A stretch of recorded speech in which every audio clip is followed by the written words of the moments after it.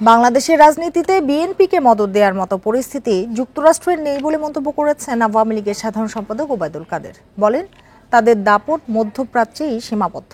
দুপুরে রাজধানীর ধানমন্ডিতে দলীয় কার্যালয়ে সাংবাদিকদের এসব কথা বলেন তিনি।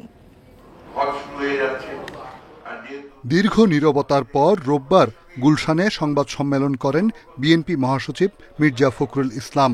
দাবি করেন ৭ জানুয়ারির নির্বাচন করে আরো গভীর সংকটে পড়তে যাচ্ছে সরকার।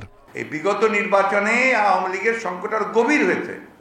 সোমবার ধানমন্ডির আওয়ামী লীগ কার্যালয়ে ফখরুলের কথার সূত্র ধরে সাংবাদিকদের এক প্রশ্নের জবাবে ওবায়দুল কাদের জানান, যুক্তরাষ্ট্র বাংলাদেশের রাজনীতিতে আর প্রভাব বিস্তার করে না।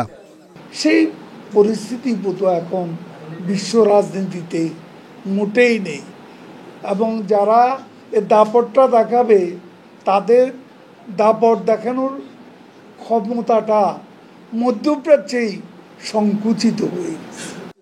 এ সময় ওবায়দুল কাদের বলেন, বিএনপির যে কোনো রকম প্রতিক্রিয়া সামাল দেওয়ার ক্ষমতা আওয়ামী লীগের রয়েছে। আবারও আন্দোলনের নামে সন্ত্রাস শুরু করলে বিএনপিকেই পালাতে হবে, এবং তারা যদি সে চিন্তাই করে তাহলে পালিয়ে যাওয়ার পথ তাদেরই খুঁজতে হবে। তিনি বলেন, বিএনপির কোনো ক্ষতি করার বাসনা তাদের নেই এবং তার দরকারও নেই, কারণ নিজের ধ্বংস বিএনপি নিজেই ডেকে আনবে। বিএনপিকে নিশ্চিহ্ন করার জন্য আওয়ামী লীগের দরকার। রিশাদ হুদা, ইন্ডিপেন্ডেন্ট নিউজ, ঢাকা।